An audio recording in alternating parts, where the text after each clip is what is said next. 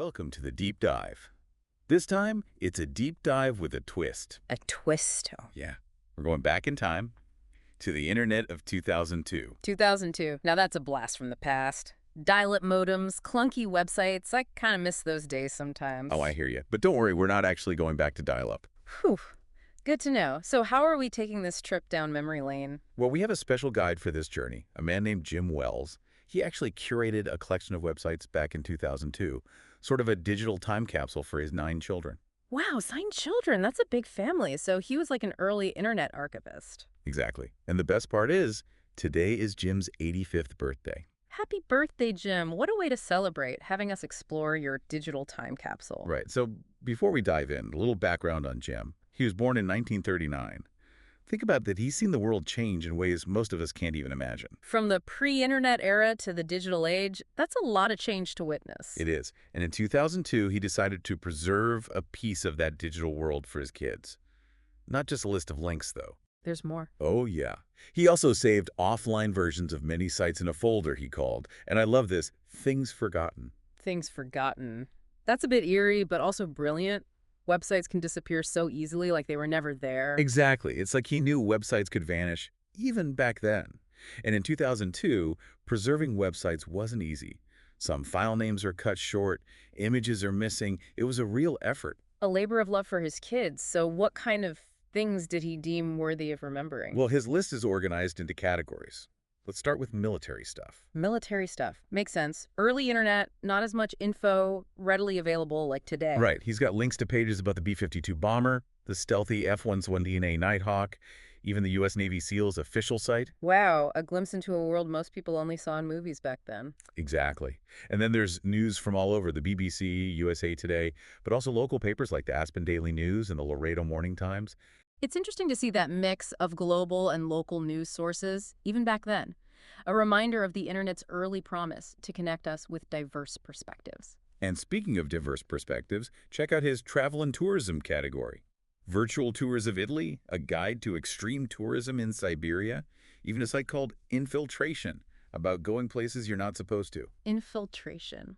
Sounds a bit edgy for 2002. I'm intrigued. Me too. And then there's art, artists, and museums. The Andy Warhol Museum, the Terracotta Warriors, even a collection of images of 19th century African Americans. It's amazing to see how the internet was already being used to democratize access to art and culture back then, making it available to anyone with a connection. And because Jim was from Arizona, he's got a whole section dedicated to the state. Local landmarks, the Sierra Estrella Mountains, even Organ Stop Pizza. Organ Stop Pizza with the giant organ. The one and only. I love that place. Now we have caverns, Blanchard Springs, Carlsbad Caverns. Maybe he was a spelunker. Could be. Or maybe he just appreciated the natural beauty and mystery of those underground worlds. Either way, it's a reminder that the internet was already catering to a wide range of interests, even back then. For sure. And speaking of interests, there's outdoors, with sites on hiking, backpacking, rafting the Grand Canyon. Timeless activities. I bet those websites looked a lot different back then, though. Probably just basic text and a few grainy pictures. Oh, definitely. And for the water lovers, there's beaches and surfing and diving and underwater stuff. It makes you wonder what those early online communities were like. The forums and chat rooms where people connected with others who shared their passions. Right. Now, get ready for this.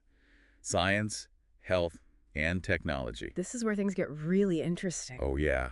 The Hubble telescope, the Mars Global Surveyor. Remember, this was early Mars exploration days. And get this, a website dedicated to the slide rule. The slide rule. Now that's a blast from the past. It's amazing to think about how quickly technology evolves and how things that were once essential can become obsolete in the blink of an eye. It makes you wonder what technologies we use today will be museum pieces in a few decades. I know, right? It's mind-boggling. Okay, next up is railroads. Railroads. Sounds a bit niche. It is, but Jing seems to have had a fascination with them. He's got links to sites about the Chicago Tunnel Company Railroad, which ran underground freight tunnels beneath the city, and the Durango and Silverton Narrow Gauge Railroad, a scenic route through the Colorado Rockies. There's something romantic about those old railroads, a reminder of a bygone era of transportation. Definitely.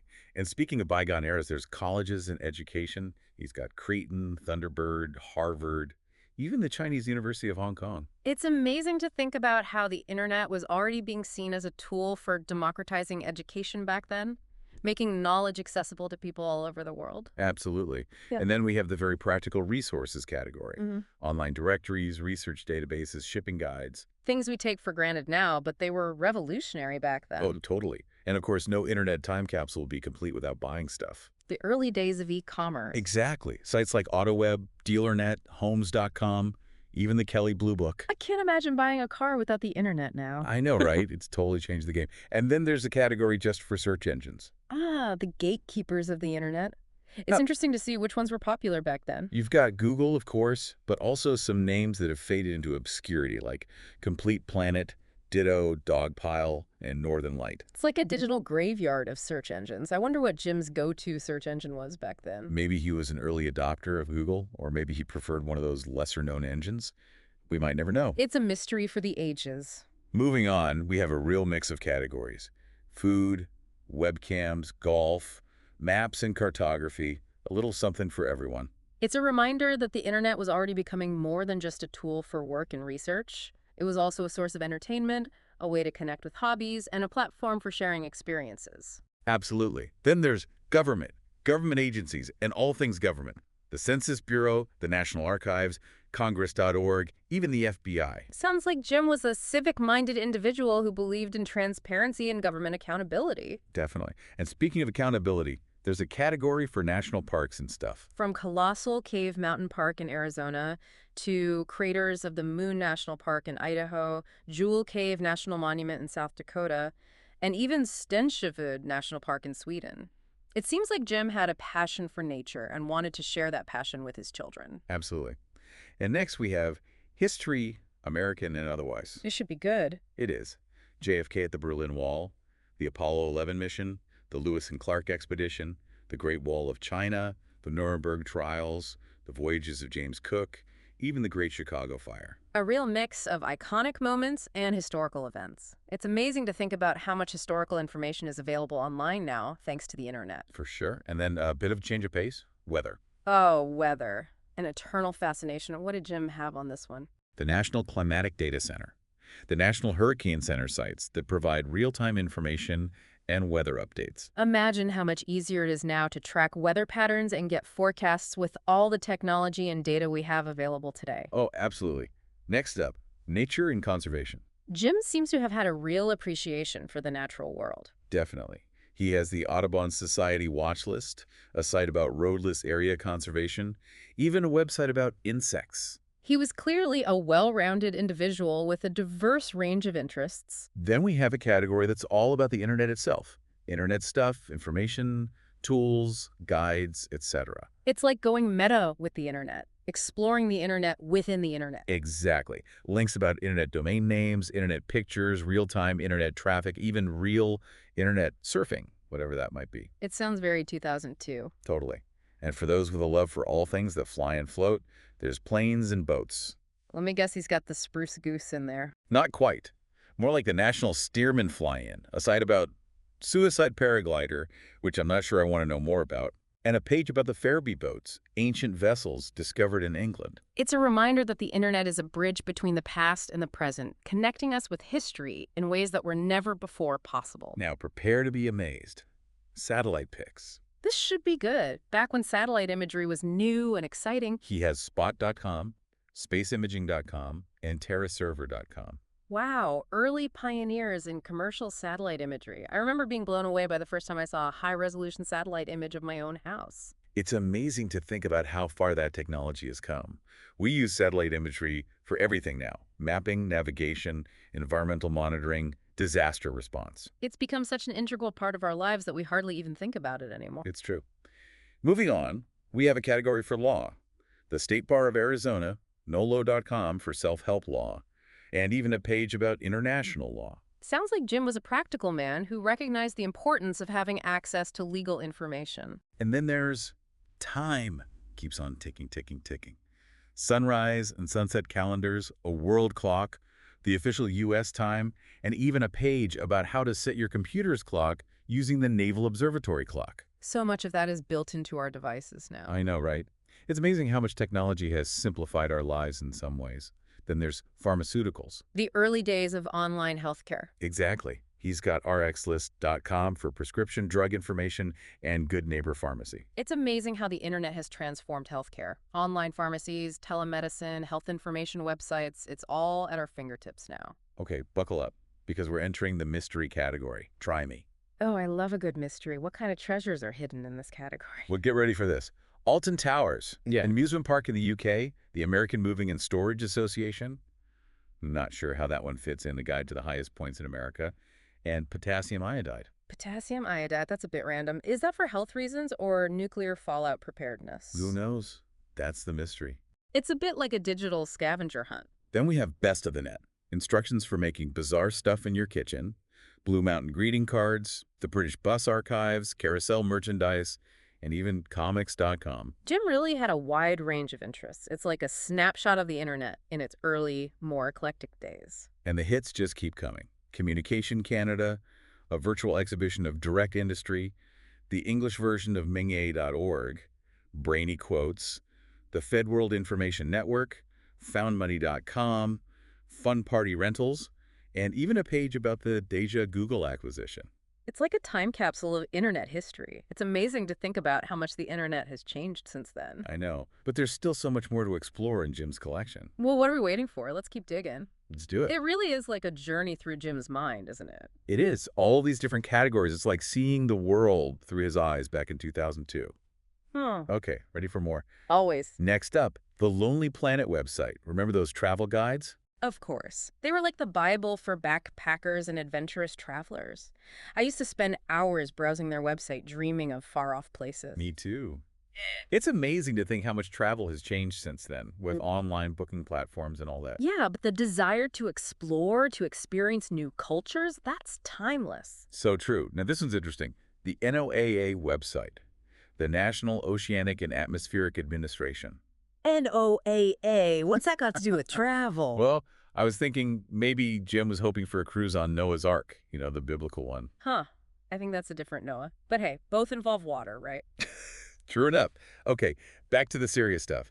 Jim also has a link to a website about Shackleton's Antarctic Odyssey. Shackleton. Now, that's a story of true grit and survival. Stranded in the Antarctic ice for months, facing incredible odds, an amazing tale of leadership and human resilience. It really is. Okay, get ready for a sharp turn. Partymakers.com. Partymakers.com, that's a bit unexpected. Right.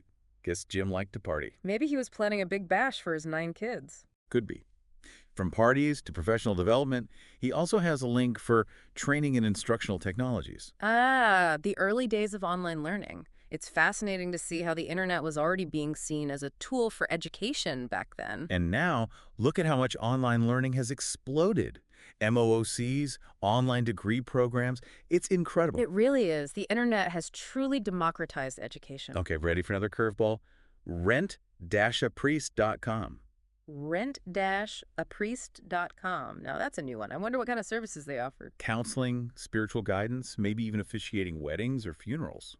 Who knows? It's interesting to see how the internet was already being used to connect people with religious services back then. And now we have online religious communities, virtual prayer groups, even digital sermons. It's amazing how technology has changed the way we practice our faith. It really has. Okay, what's next on this digital adventure? How about this? A website about Rex, the diving horse. Rex, the diving horse, like a circus act. Sounds like it. A reminder of a bygone era of entertainment. Can you imagine that today? Not really. Animal rights activists would have a field day. It's interesting to see how our perceptions of what's acceptable entertainment have changed over time. From diving horses to the stock market. Jim also has links to Ringling Bros and Barnum and Bailey before they shut down, of course, and SEC filings and forms. SEC filings and forms, that's a bit of a jump. Right. But maybe he was a savvy investor keeping an eye on the financial markets. Could be. He was definitely a man of diverse interests. Okay, what else is in this treasure trove? Well, we're back to Shackleton again. Another website about his Antarctic expedition. Jim must have really been fascinated by Shackleton's story. And who can blame him? It's a tale of incredible human endurance and resilience. Okay, now for a real head-scratcher. North Atlantic fish people. North Atlantic fish people? What in the world is that? Some kind of mythical creature? Maybe. Or a website about marine biology. I guess we'll never know. I love the mystery of it all. It's like a digital scavenger hunt. Then we have something a bit more familiar, skimmaps.com. Skingmaps.com. Makes sense. Jim seems to have loved the outdoors. I wonder if he used these maps to plan his own ski trips. Possibly. Okay, brace yourself. Social Security Online. Social Security Online. Guess that's something we all have to deal with eventually. It is. Yeah. And it's interesting to see how the government was already embracing the internet back then to provide services to citizens. It's amazing how much the internet has transformed the way we interact with the government now. Filing taxes, renewing licenses, accessing benefits, it's all online. Speaking of online services, how about this? Speedtrap.com. Speedtrap.com. That sounds a bit ominous. A way for drivers to report speed traps, or for law enforcement to publicize their efforts. Who knows? Yeah. It's interesting to see how the internet was already being used for both information sharing and, well, maybe a bit of vigilante justice. A bit of both, perhaps. Okay, what's next? Now for a real blast from the past, a website about Symbolics Technology, Inc. They made Lisp machines, which were used for early artificial intelligence research. Lisp machines. Wow, that takes me back. Those were the days when AI was still in its infancy, full of promise and potential. It's incredible to think how far AI has come since then. It really is. Okay, get ready for a heartwarming one. Truckerbuddy.org. Truckerbuddy.org, what's that all about? It's an organization that connects truck drivers with school children through letter writing. Imagine kids getting letters from truckers all over the country, learning about their experiences on the road. That's such a sweet idea, a reminder that even in the digital age, simple acts of kindness and connection can make a big difference. Okay, this one is intriguing. The Tut language used by slaves to read. The Tut language, I've never heard of that. Was it a specific language used by slaves in ancient Egypt, or some kind of coded language? That's the mystery. It's a reminder that the internet can open doors to knowledge and history that we might never have encountered otherwise. And it's a reminder that there are so many stories out there waiting to be told, so many perspectives that have been silenced or forgotten. Then we have a whole bunch of websites that reflect the internet's growing role in our lives, from the World Trade Organization to ZDNet, which provided technology news and reviews. It's fascinating to see how the internet was becoming more and more integrated into every aspect of our lives, from commerce to communication to education. And finally, we end with something very practical, a website for ZIP code information. ZIP codes. Can't live with them, can't live without them. It's a reminder that even in the digital age, some things never change. We've covered a lot of ground today, haven't we? We have. It's amazing to see the breadth and depth of Jim's collection. He is clearly a man of many interests, and his digital time capsule is a testament to his curiosity, his generosity, and his love for his children. Absolutely. And we're not done yet. There's still more to explore in Jim's collection. Stay tuned for the final part of our journey through the internet of 2002. And we're back with the final part of our journey through Jim Wells' internet time capsule from 2002, ready to see what other treasures we can unearth. Absolutely. It's amazing how this collection keeps on giving. Every link is like opening a window into a different world. It really is. Okay, let's jump right in. Next up, we have the U.S. Business Advisor website. The U.S. Business Advisor. Sounds like a resource for entrepreneurs and small business owners. Exactly. Information on starting and running a business. Jim must have had an entrepreneurial spirit himself, or maybe he wanted to inspire his kids to be their own bosses. Or both. It's inspiring to see how the internet was already being used to empower small businesses back then, giving them access to information and resources that were previously out of reach. It's amazing how much the internet has leveled the playing field for small businesses. They can compete with the big guys now, thanks to e-commerce platforms and digital marketing tools. It's a whole new world for entrepreneurs. Okay, what's next on our virtual tour? How about a little brain teaser? Jim has a link to a web puzzler. A web puzzler. Sounds fun. I always loved a good puzzle. It's a reminder that the internet has always been a source of entertainment and a way to challenge ourselves mentally. Absolutely, from puzzles to maps. He also has the Xerox PARC map server. Xerox PARC, the birthplace of so many groundbreaking technologies. I wonder what their map server was like back then. Probably pretty basic compared to what we have now. Oh, definitely. No Google Maps or Waze back then. But it's fascinating to see how the internet was already being used to visualize and explore geographical data. It really is. Okay, what else is in store for us? Now for a website with a serious mission. Hmm? The UNHCR, the United Nations High Commissioner for Refugees. The UNHCR, an organization that provides vital support to refugees around the world. It's a reminder that the internet can be a powerful tool for humanitarian aid. connecting people in need with resources and raising awareness about global crises. It's inspiring to see how people are using the internet to make a positive difference in the world. And it's a reminder that even in the digital age, human compassion and empathy are more important than ever. Well said. Okay, what's next on Jim's list? How about a virtual trip to Russia? He has a website with pictures from all regions of Russia. Pictures from all regions of Russia. That's pretty cool. It's like a window into a different culture, a different way of life. It's a reminder that the internet has the power to connect us with people and places all over the world, expanding our horizons and fostering understanding. Absolutely. From Russia to the world of books, he also has a link to Walking Tree Press, a publisher of books on spirituality, personal growth, and alternative health. Walking Tree Press. It seems Jim was interested in exploring different paths to well-being. Definitely. And it's a reminder that the internet has become a marketplace for ideas, a place where people can share their knowledge and perspectives on a wide range of topics. It's a vast digital library, really. Okay, this one is a bit of a mystery. Web of culture. Web of culture. I wonder what that was all about. Maybe a website about the intersection of culture and technology, or a platform for sharing cultural expressions from around the world. Who knows? That's part of the fun of this deep dive, the element of surprise. I agree. Keeps things interesting. Okay, what else have we got? Now for a category that seems a bit outdated now. Tools for phone numbers. Tools for phone numbers. What'd that even be? Like a reverse phone lookup? Or maybe a way to manage your contacts online? I'm not sure. It's a reminder of how much technology has changed the way we communicate. For sure. I can't imagine life without my smartphone now. From phone tools to social impact. Next up, idealist.org, a website that connects people with volunteer opportunities and nonprofits. Idealist.org, that's fantastic.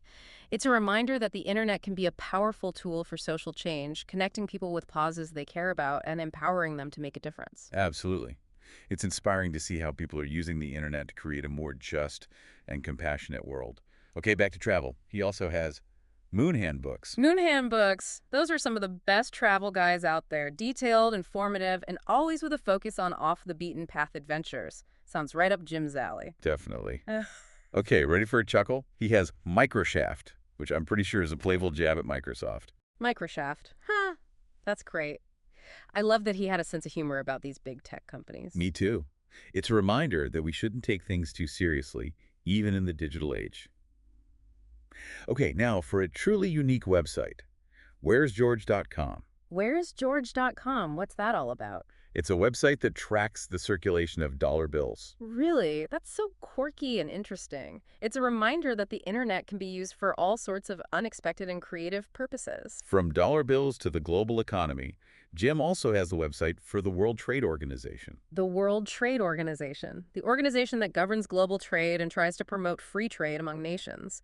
It's a reminder that the internet has become an essential tool for global commerce, connecting businesses and consumers across borders. It's amazing to think about how much the internet has transformed the global economy. It's a whole new world of possibilities and challenges. Okay, what else is on Jim's agenda? He also has ZDNet, a website that provides technology news and analysis, kind of like a precursor to TechCrunch or The Verge. ZDNet, I remember that site. It was a great resource for staying up to date on all the latest tech trends and gadgets.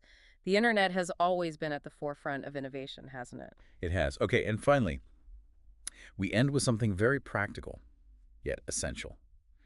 A website for ZIP code information. ZIP codes. Can't live without them. It's a fitting end to our journey through Jim's internet time capsule, a reminder that the internet encompasses everything from the profound to the mundane. Well, that's it. We've reached the end of Jim Wells' curated list of internet treasures from 2002.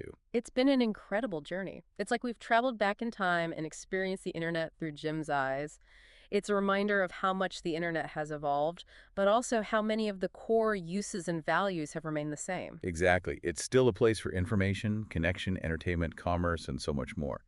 And it's still a reflection of humanity, with all its quirks, passions, and endless possibilities. It's been a privilege to explore this digital time capsule with you. Likewise. And a huge thank you to Jim Wells for creating this amazing collection and for sharing it with the world. Happy 85th birthday, Jim.